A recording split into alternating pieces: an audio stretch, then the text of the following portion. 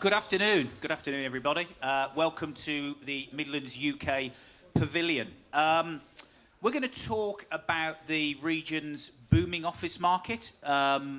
We've already had Ian Stringer give us a bit of granular detail around that. We're now going to get some opinion on the future, on the here and now, and how things are going to go forward.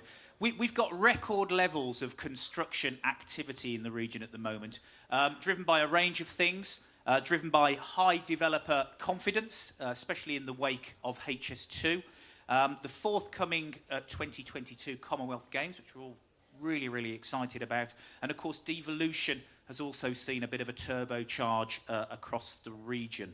Office development in particular is booming, and we have had some record levels of delivery, pipeline and uptake as well.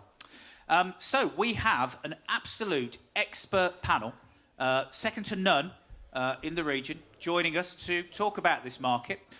So I'll start on the far left, and they've managed to sit themselves in completely the wrong order, but never mind. We'll start over on the far left, facing you, with Eric Linden, who is the European Director of Rockspring Property Investment. Welcome, Eric. We've then got Tim Johnson, Deputy Managing Director of the City of Wolverhampton Council. Rob Groves, Regional Director of Argent, who we all know well for Paradise. And a gentleman we've just been listening to around the Big City Plan, Wahid Nazir. So I won't introduce you again, Wahid, as they've all well aware of what you do. OK, so we've got a range of questions. And my first question is about trends. The trends that you've witnessed within the region around the end users, the types of occupiers that are being attracted to this region, and what makes the West Midlands an attractive place. So, Wahid, I'm going to start with you and ask you a specific question. So, we've got office development well beyond 1 million square feet for a second consecutive year. And that's reached a 13-year peak. So, you must be confident in the demand from end users, and that the end users will continue to find them to match that supply. What do you think about that, Wahid? Absolutely. Actually, my concern is that we're still not building enough in order to accommodate the growth that we will see in the city.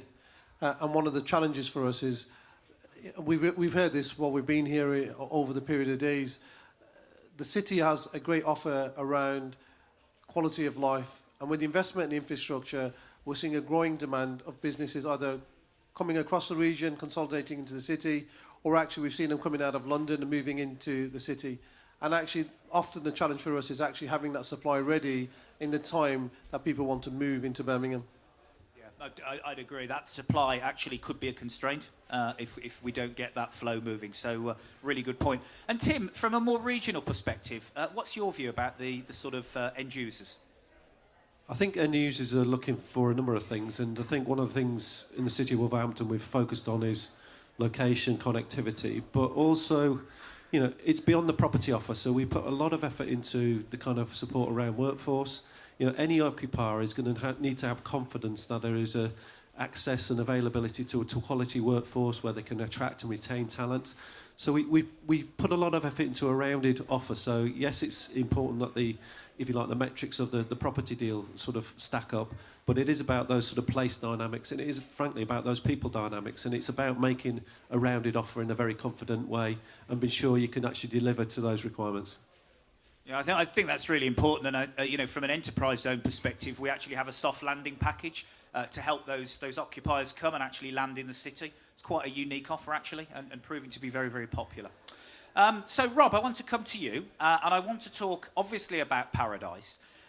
So you've already got PwC signed up, about 150,000 square foot of space, I understand.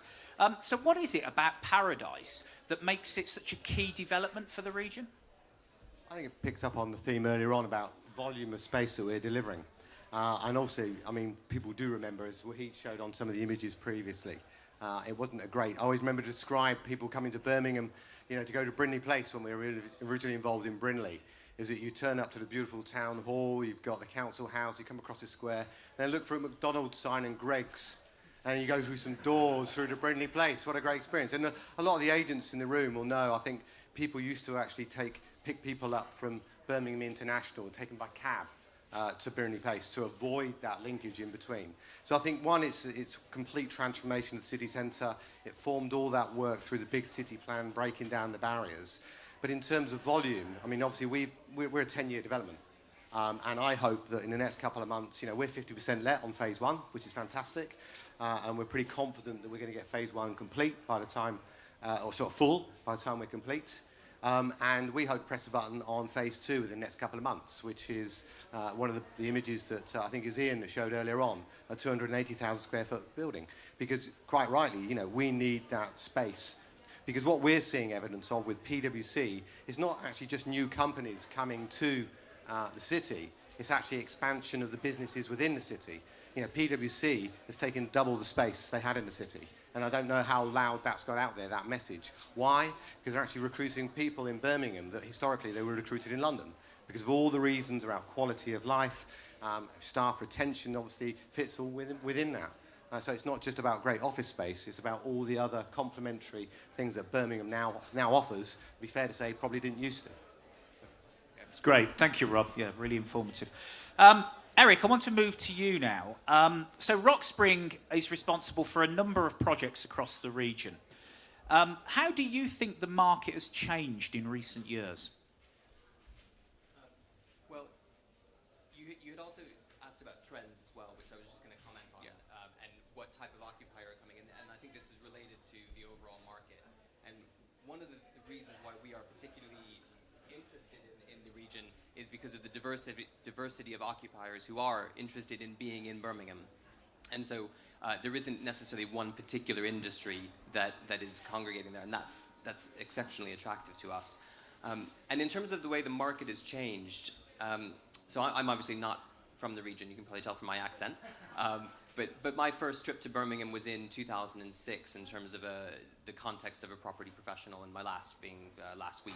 And so I have seen, over a decade of the city, and it has changed immeasurably just in those 10 years. And we've touched on a few of these comments or these points already. But the offer in the city centre has completely transformed over the last few years. And Paradise is obviously making a big contribution towards that, getting rid of Greggs and McDonald's as the main thoroughfare. So because of that, you've got to change to the kind of people that are living there in terms of who want to be there. So the demographic, you're getting much better graduate retention rates. It's a much better alternative than a lot of other places were. You've also got the infrastructure improvement, which Wahid has mentioned already. And I don't think the full impact of that has actually been, some of those things have been completed and the impact has not fully been felt. And obviously you've got another 10 years with HS2 coming along as well. And so the market, as far as I can see, is a completely different place to what it was 10 years ago. And I think in another 10 years' time, it's actually going to look very different again, and in a very good way. Thank you, Eric. I agree. I mean, that infrastructure is absolutely, critical. And as that comes online, so, the development will absolutely follow. So moving across the West Midlands, so Tim, I'm coming to you next. Ian in his presentation talked about some of the activity in Wolverhampton. But what are the sort of key commercial developments that you guys have got coming forward that perhaps investors might be interested in? So one of the things that we've been focusing on in the city is creating and focusing on a new commercial district in and around the station. We've put upwards of £150 million into those infrastructure transport investments, a new station on site, which will give a great arrival point. We've already delivered 2 office schemes. We've got a third one, which we announced this morning, which is funded and will go ahead this year. So there's a critical mass, there's a confidence, there's a sort of proven, if you like, model there that works and has really spoken to the office occupier market in a way which is, in some ways, has surprised us, but has nevertheless given us the confidence to move forward quickly with some of those other schemes. And we've got plans to accommodate around 1 million square foot in and around that transport hub. And it gives great connectivity not only into the sort of West Midlands region, but also into a wider catchment into Staffordshire, which again is a really critical importance. And we want to create something of a real place. It's not just about sort of soulless office blocks. It's about creating things that work with the grain of the city, with the character of the city. And we put a lot of effort into the design. We put a lot of effort into our our development partners, and that's quite right. We should do this because this is once in a generation opportunity to create those memorable arrivals and those memorable spaces that, frankly, will hold their investment value long term as well. Thanks, Tim. Wahid, HS2, we have talked about it lots and lots, and will continue to do so long beyond 2026. But we're all aware that that is going to enable us to travel between the region and London in circa 45 minutes. And it's already having a big impact on the region. We're already seeing and feeling, that impact. Can you explain some of the wider benefits for Birmingham and the West Midlands of high-speed rail? Yeah, I mean, we should just remember that the headquarters of High Speed 2 is already relocated into Birmingham. And the national headquarters of High Speed 2 is not just a significance of having over 1,000 staff designing the station in the city, but actually all the supply chain contracts that are actually let from that Birmingham office. And that has a massive impact on the supply chain, not just in Birmingham, but across the region itself. So that's one of the key benefits that's here already. And the second is we've actually used the opportunity for High Speed 2 to reposition ourselves around engineering. We as a region have got a proud history of manufacturing and engineering, and actually what we've seen High Speed 2, particularly with the High Speed 2 College into the city, as an opportunity to refocus on our engineering skills and capacity. And thirdly, I would say it's also been quite a significant impact on changing the perception of the city, and particularly in the global market. So I think the city itself has always struggled in how it's articulated its confidence, but actually High Speed 2 has changed its perception. I mean, I think we're relatively close to London anyway, but actually that shorter distance has really given confidence to reposition our city, and that's affected confidence for people who are looking to occupy and stay in the city for a long time. Thanks, Wahid. Thanks. I want to... Yeah, Eric, please do come in. I was just going to say, I think I can support that from the investor side, because we, as a discretionary fund manager, we're opportunity-led, and we find the opportunities that we like and we go for them. Our clients are global, and they don't necessarily know the markets as well as we do. Similar to what I was saying before about the market changing, but the changing perception of Birmingham because of HS2, it's been a much, much easier sell to our clients and to our investors to say, we're going to Birmingham now, because now they get it, they understand that it is actually a global competing city, and that's a market change of the last few years. Yeah, fundamentally changes what we're about and that offer, absolutely. And there's a question I want to come to just before we conclude, which I'm just going to sort of put out there, because I did want to ask a question about workspace of the future, just to give you guys a couple of minutes heads up about what changing working patterns, technology, digital, disruptive sort of things that are happening. What's that going to do to workplace? Now, that's not a question for now. I'm going to ask a question on something else at the moment, but perhaps just to give you a couple of minutes to have a think about that one. So what we want to do is as we develop buildings, we absolutely want to ensure that we're doing placemaking, that we're carrying out and creating the highest quality places, something very close to my heart, and that we're also addressing actually the social and cultural needs and issues of the region. Tim, I want to come to you first and then Rob, and just ask the question, can commercial developments encourage social mobility? Absolutely. I mean, at the end of the day, what's driving this? What's driving it is not about buildings fundamentally. It's about changing the lives of people who are accessing new employment jobs, etc., in those locations, and that is the fundamental reason we're in this game. It is about changing the lives and opportunities for people in the communities in which we work, and they're indistinguishable. The two work hand in hand, and they create drivers across a whole different set of sort of economic sectors, etc. So, we're very clear that it's about working with those occupiers, and it's not once we've attracted an occupier, that's the end of the relationship. Far from it. It's the start of a relationship, which is probably a bit of a segue into your next question, really, about how those employment needs will change, how those workforce needs will change, and how we can actually work with those businesses to grow and develop it in the city. Thanks, Tim. And Rob, your thoughts on that question?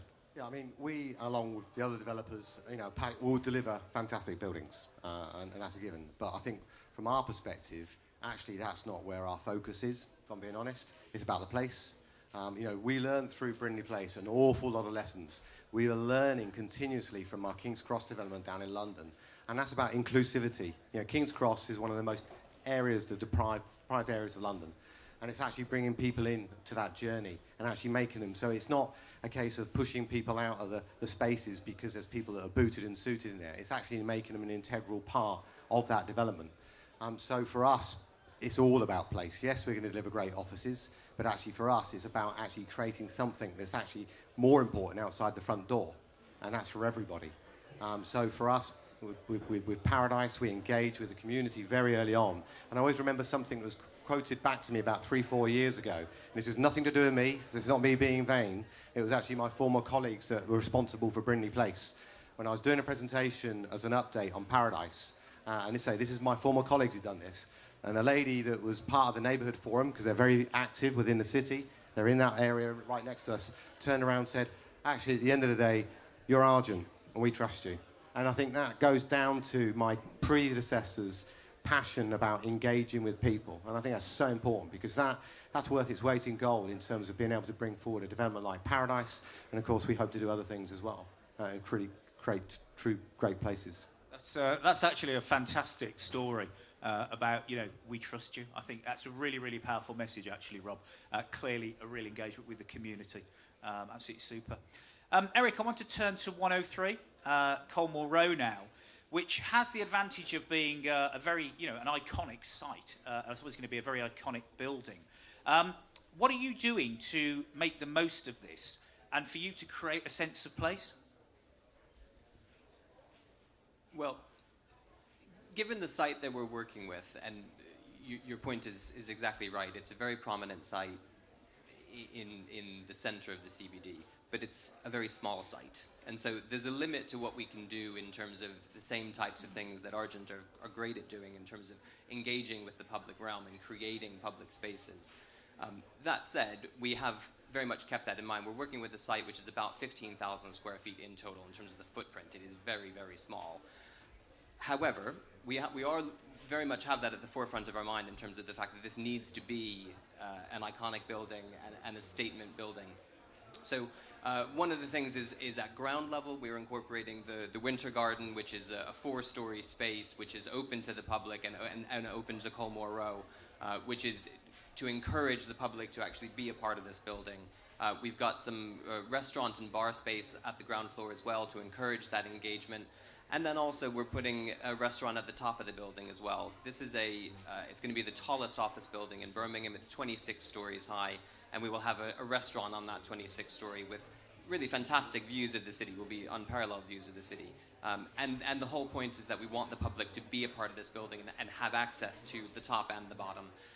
So it's in that sense, it's almost a bit of vertical placemaking as opposed to the more traditional horizontal. So the profile of the building is also extremely important. This is I've said this is one of the tallest buildings in Birmingham. It's on a very high site, so it will be basically the tallest. It's going to be visible from long distances, and so the physical profile of the building is also incredibly important because it's going to define part of the Birmingham skyline. And so a huge amount of thought went into exactly what that's going to look like and why it makes sense for the skyline. But then also, sorry, I'm going on a little bit, but keeping to the sort of tradition of the other buildings along Colmore Row, this is the most important, I would say, this is the most important street in Birmingham in terms of the CBD. And so that Winter Garden is only at 4 stories to exactly mirror the cornice line of the rest of the more traditional buildings. And I think that is helping to make it make sense at street level, but also have this 26-story building sat amongst these other 4-story buildings. So I'm more than pretty excited about it. I'm very excited about it. It's going to be an excellent building. It sounds great, and the Winter Garden is really going to drive some life and activity throughout the day. We know how offices are used, and sometimes how they can feel a little bit sterile. So that bringing people in and different uses, really great. Well, and I think the 103 Colmore Row and Paradise as well go to what we were talking about before about generating more things to do in the center of Birmingham in the evenings. This restaurant, I'm hoping, is going to be a destination in the evenings. Fantastic, absolutely fantastic. And that sort of all adds to the quality of life, the sense of place, the offer that we have, which segues beautifully into the Mercer index, which I believe ranks Birmingham as the #1 regional city for quality of life. How about that? That's fantastic. Lots of nods in the audience there. So Wahid, to you, what are we doing to ensure that actually we maintain that sort of prime position, that #1 position, and that we keep standards high and keep at #1? I think it's a range of things, to be honest. Particularly on, say, for example, on residential, it's making sure we've got a diverse set of housing propositions and offers in the city. And that's one of the reasons why we've been working with a range of different house builders across the cities to ensure that we've got that range of offer. Continuing to work with the universities. One of our challenges in that proposition has been retaining graduates, and that's definitely got better over the recent years. It's also looking about the infrastructure the city has in place and actually recognising the strengths that the city has itself. Let's remember Birmingham in particular is the youngest city in Europe. 40% of that population is actually under the age of 30. Yeah, we've got a strong entrepreneur culture in the city, 5th year running, the largest number of startup businesses. All of these things contribute to the quality of life and the vibrancy of that city, and it's continuing to support that infrastructure to continue to grow so it remains to still be a vibrant young city that's got an entrepreneur culture that actually embraces that diversity. Absolutely brilliant. So, to my question that I posed earlier, and I've given you a couple of minutes to have a think about it, and I am looking for willing volunteers around sort of the future of workspace. So we're constructing, we're building, we're having this booming office market, which is absolutely fantastic. But as the digital agenda starts to really impact, and Tim, you talked about how we work and how businesses are going to change. What do we think that's going to have in terms of impact on our market and on the product that we bring to market? Does anybody want to try and tackle that tricky question? I'll start. Good man, Rob. Thank you. Well, one thing with technology, you can't keep up with it. But when you actually plan a building, it's a long way. 3 years is a long time in technology. I think the key thing is to make sure you've built as much flexibility in as possible. So in terms of obviously the infrastructure that you're providing, that's obvious. But also in terms of the workplace and the floor plates, because obviously there's a whole... we've got some great examples down at King's Cross, some really weird and wacky ideas that some of the IT guys have in terms of how they use that workplace. I call them the soft play areas, ball pits almost, and slides. But I think the key is to ensure that I think you're going to start to see in the depth potentially of the big open floor plates that are just going to have flat ceilings with rows and rows of desks. It's going to be much more broken up. There's going to be lots of these areas where there's going to be breakout areas, soft play areas, as I refer to them. But you need a flexible space to be able to do that. And you need the M&E and all the rest of it to be able to have that capacity. Because what's happening in floor places is you are getting dense areas, so you need to accommodate, if anyone's into statistics, 1 in 6. You need to be able to do that. But then you have got those breakout areas where everyone wants to communicate and everyone wants to be in touch and obviously sort of soft, quieter areas. So I think from our delivery of the hard stuff, if you like, it's around making sure you've got as much capacity, flexibility within the design of those places. The other thing, which we, in coordination actually, funny enough, with PwC, but we also saw at King's Cross, is how important the ground floor is. I'm picking up on your point, because as much as you can provide provision for coffee facilities within an office building or canteen, and et cetera, most people prefer still to actually go out to a coffee shop or a restaurant that may be in the same building, but it's not something to do with their business. So to us, how that ground floor works is an integral part of not just from the public's perception, but also from occupiers' use of the space as well. Great, thanks. Tim, did you want to add? I mean, these guys are probably a better place than me in terms of the actual building, but I think what's clear is that our work patterns will change significantly. Any of us with teenage children know that their sort of time clock is on a very different one to the traditional 9 to 5. We're going to be working 24/7 in very unpredictable patterns. So actually, what that also means is the external environment has to flex with that. It has to be we have to have an environment which is safe and feels good to kind of access the buildings at any time of the day. It's going to bring some challenges around things like transport.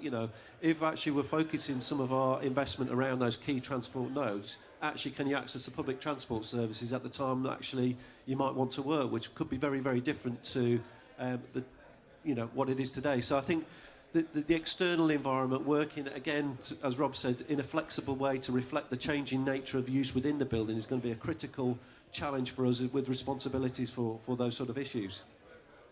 Thank you, Tim.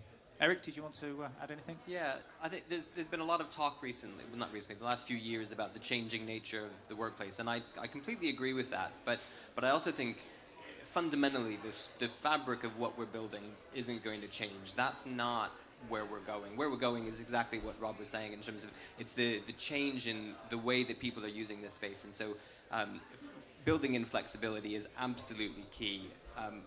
What type of flexibility that is going to be the big question, actually, I think, going forward. The type of users in that space might change, and I think the digital element of it is incredibly important. I don't think we're going to end up in an environment where everyone is working from home. It started to move in that direction because it was possible from a technological point of view. And I think very quickly everyone realized, not everyone, many people realized that, one, we enjoy being in the office, we like having face-to-face interaction, and actually it does promote more productivity. And so I think providing, it's a similar sort of thing in terms of the flexibility of the office itself, the flexibility of the business, eventually is going to need to be allowing for that, but the buildings are going to be absolutely critical. And I think what is probably going to suffer is, well, what will suffer are buildings that aren't able to provide the amenities, again, that Rob was talking about. You have to be in a location that has those things. We have a sort of informal test when we're looking at a building, which we call the sandwich test. You know, how long does it take to go get a sandwich when you're working there? And that's incredibly important. And a lot of times it gets forgotten. But that's the kind of thing that I think we'll have to be focused on, not just sandwiches. But that whole lifestyle change. Absolutely. Thanks, Eric. Well, did you want to add to that? I mean, there's not much more to add on in terms of the building. I think looking and stepping back and looking at the place, it's actually similar, making sure you retain the flexibility in the space and the places, but also the capacity to deal with lots of disruptive issues. Not digital is one, sustainability is another, clean air zones, transport, all of these things that continue to change, and actually making sure that we have places that have the resilience and the flexibility to accommodate them. And I agree with Eric. I think you'll find the fundamentals of having strong core locations that drive productivity will always be the case. You know, we've seen trends where we've seen business parks grow and everybody wants to come back into well-located places, and that's also to do with the fact that the employees want to be in places that are not in business parks where they can't do anything else from the period of day, but actually want to be in strong connected places where they can do lots of other activity. So I think that fundamental will stay the same, but it's for places to make sure that they've developed enough flexibility and resilience to embrace those subtle changes as they go forward. Thanks, Wahid. Well, that sort of brings us to a conclusion. I could probably spend the next 20 minutes trying to summarise all of that because there was some, genuine insight and some great, thoughts and ideas there. Couple of things for me, couple of call-outs really is around that placemaking and actually commercial development, its opportunity and its ability to create place. Actually, even on a small site, Eric, where actually you're bringing the outside in and creating those different uses. I think the supply piece, Wahid, you called out, was again really important. So actually, we've got the confidence. We know that the occupiers are coming. We know through HS2 and a range of other things that the demand is there, but actually we can't stifle the supply. We do need to keep that coming forward.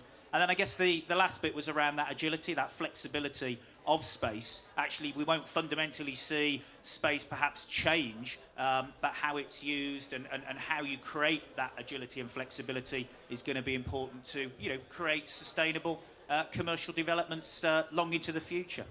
So all that remains is to say to the expert team of Eric, Tim, Rob and Wahid, thank you very much. And hopefully everybody will join me in giving them all a round of applause.